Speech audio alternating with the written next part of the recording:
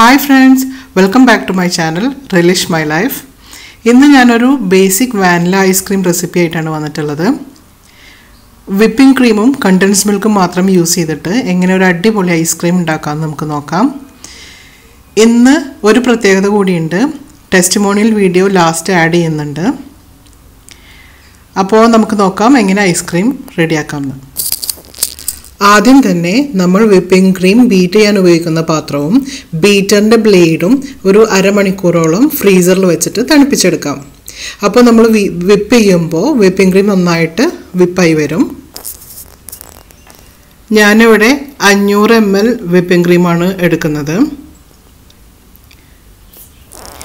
Whipping cream 2 type ഉണ്ട്. ഒന്ന് animal ഫാറ്റിൽ നിന്ന് ഉണ്ടാക്കുന്നതാണ്, അതായത് നമ്മുടെ പശുപാലിൽ നിന്ന് ഉണ്ടാക്കുന്ന വിപ്പിംഗ് ക്രീം. അതുപോലെ തന്നെ വെജിറ്റബിൾ ഫാറ്റിൽ നിന്ന് ഉണ്ടാക്കുന്ന വിപ്പിംഗ് ക്രീമും ഉണ്ട്. വെജിറ്റബിൾ ഫാറ്റിൽ നിന്ന് ഉണ്ടാക്കുന്ന വിപ്പിംഗ് ക്രീമാണ് യൂസ് ചെയ്യണമെന്നുണ്ടെങ്കിൽ അതിന് ഓൾറെഡി മധുരം ഉണ്ടാവും. അപ്പോൾ നമ്മൾ ആഡ് ചെയ്ത കണ്ടൻസ് മിൽക്ക് ഓൾമോസ്റ്റ് ഒരു 3/4 ടിന്നോളം മതിയാവും. ആനിമൽ ബേസ്ഡ്, അതായത് മിൽക്ക് ഫാറ്റിൽ നിന്ന് ഉണ്ടാക്കുന്ന വിപ്പിംഗ് ക്രീം ആണെങ്കിൽ അതിനകത്ത് മധുരം ഉണ്ടാവില്ല. അപ്പോൾ നമുക്ക് 1 ടിൻ കണ്ടൻസ് മിൽക്ക് യൂസ് ചെയ്യണം. അതുപോലെ തന്നെ 2 ടൈപ്പ് വിപ്പിംഗ് ക്രീമും സ്റ്റോർ ചെയ്യുന്ന രീതിയും ഡിഫറൻസ് ഉണ്ട്. വെജിറ്റബിൾ ബേസ്ഡ് ആണെങ്കിൽ നമുക്കത് ഫ്രീസറിൽ വെക്കുന്നതായിരിക്കും എപ്പോഴും നല്ലത്, നന്നായിട്ട് വിപ്പ് ചെയ്ത് വരും. അതുപോലെ ആനിമൽ ബേസ്ഡ്, അതായത് മിൽക്ക് ഫാറ്റിൽ നിന്നുള്ളതാണെങ്കിൽ ഫ്രിഡ്ജിൽ വെക്കുന്നതാണ് നല്ലത്. അത് ഫ്രീസറിൽ വെക്കരുത്, നമ്മൾ വിപ്പ് ചെയ്യുമ്പോൾ അത് പിരിഞ്ഞു പോകും. 2 ടൈപ്പ് വിപ്പിംഗ് ക്രീമും നാട്ടിലും അതുപോലെ തന്നെ UAE-ലും അവൈലബിൾ ആണ്. നമുക്ക് ബ്രാൻഡ് നെയിം പറയാൻ പാടില്ല എന്നുള്ളതുകൊണ്ടാണ്. ആവശ്യമുള്ളവർക്ക് മെയിൽ ഇട്ടാൽ മതി, റിപ്ലൈ ഇടാം. ഇപ്പോൾ ഞാനിവിടെ മിൽക്ക് ബേസ്ഡ് വിപ്പിംഗ് ക്രീമാണ് എടുത്തിട്ടുള്ളത്. 2 കപ്പ് വിപ്പിംഗ് ക്രീം ബീറ്റ് ചെയ്യാണ്.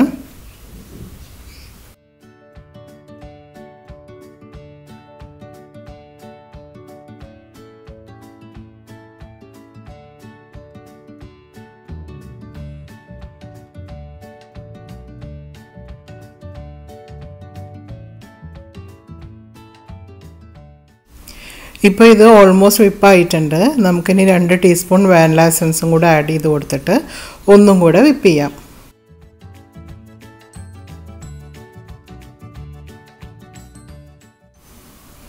ഇപ്പോൾ വിപ്പായിട്ടുണ്ട്. നമുക്കിനി ബീറ്റർ മാറ്റി വെക്കാം. ഇനി കണ്ടൻസ് മിൽക്ക് ആഡ് ചെയ്തിട്ട് ഫോൾഡ് ചെയ്തെടുക്കുകയാണ് വേണ്ടത്. കണ്ടൻസ് മിൽക്ക് ഞാനിവിടെ ഒരു ടിന്ന് എടുത്തിട്ടുള്ളത് 395 ഗ്രാമിൻ്റെ ടിന്നാണ്.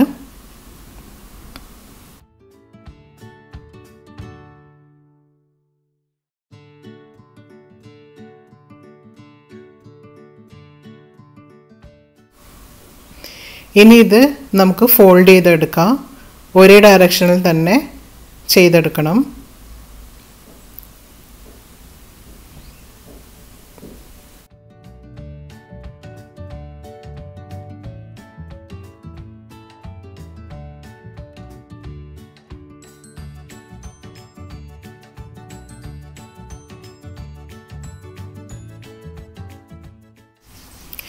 ഇപ്പോൾ നന്നായിട്ട് മിക്സ് ആയിട്ടുണ്ട്. നിങ്ങൾക്ക് കാണാൻ പറ്റുന്നുണ്ടാവും, നല്ല സിൽക്കി സ്മൂത്ത് ആയിട്ടുള്ള ടെക്സ്ചറാണ്. ഇതിനി ഒരു എയർ ടൈറ്റ് കണ്ടെയ്നറിൽ ഇട്ടിട്ട് ഫ്രീസറിൽ വെക്കണം. ഓവർനൈറ്റ് ഫ്രീസറിൽ തണുക്കാൻ വെക്കണം, എന്നിട്ട് യൂസ് ചെയ്യാൻ പാടുള്ളൂ.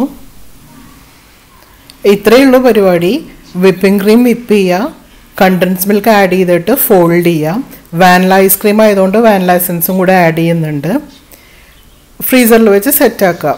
നമ്മൾ വീഡിയോ ഇത്രയും ലെങ്ത് വരാൻ കാരണം വിപ്പിംഗ് ക്രീമിനെ കുറിച്ചൊക്കെ കൂടുതൽ പറഞ്ഞതുകൊണ്ടാണ്. പെട്ടെന്ന് തന്നെ നമുക്ക് ഉണ്ടാക്കിയെടുക്കാൻ പറ്റുന്നതാണ്. അതുപോലെ നല്ല ടേസ്റ്റിയാണ്. പിന്നെ നമ്മൾ ഷോപ്പിൽ നിന്നൊന്നും വാങ്ങിക്കില്ല, അത്രയും ടേസ്റ്റിയാണ്. കണ്ടെയ്നറിൽ ഒഴിച്ചതിന് ശേഷം ഒന്ന് തട്ടി കൊടുക്കുക. അപ്പോൾ അടിയിലേക്ക് നന്നായി സെറ്റായിക്കോളും. ഇനി ഫ്രീസറിൽ വെച്ച് സെറ്റ് ചെയ്യാം.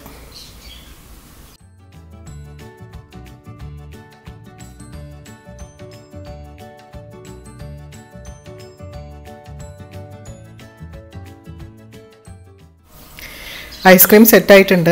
ഞാനിതിപ്പോൾ കുറച്ച് നേരത്തെ പുറത്തെടുത്ത് വെച്ചിട്ടുണ്ടായിരുന്നു, നന്നായിട്ട് സ്കൂപ്പ് ചെയ്തെടുക്കാൻ വേണ്ടിയിട്ട്, കുറച്ച് ക്രീമി ആയിട്ട് കിട്ടാൻ വേണ്ടിയിട്ട്. സ്കൂപ്പ് ചെയ്തെടുക്കുമ്പോൾ അതുപോലെ എടുക്കുന്ന സ്പൂണ് കുറച്ച് നേരം ചൂടുവെള്ളത്തിലിട്ട് വെച്ച് കഴിഞ്ഞാൽ സുഖമായിട്ട് എടുക്കാൻ പറ്റും. ഞാനിപ്പോൾ ഇവിടെ ചോക്ലേറ്റ് സിറപ്പും അതുപോലെ തന്നെ സ്ട്രോബെറി സിറപ്പും മുകളിൽ ഒഴിച്ചു കൊടുക്കുന്നുണ്ട്. വീട്ടിലുണ്ടാക്കിയത് തന്നെയാണ്, അതിൻ്റെ റെസിപ്പി ഇടാം. അപ്പോൾ നമ്മുടെ ഐസ്ക്രീം റെഡി ആയിട്ടുണ്ട്. എല്ലാവരും ട്രൈ ചെയ്ത് നോക്കുക, ഫീഡ്ബാക്ക്സ് തരാം.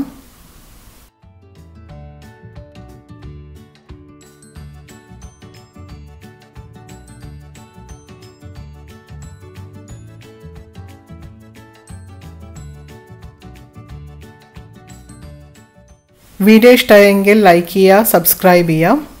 Thank you for watching.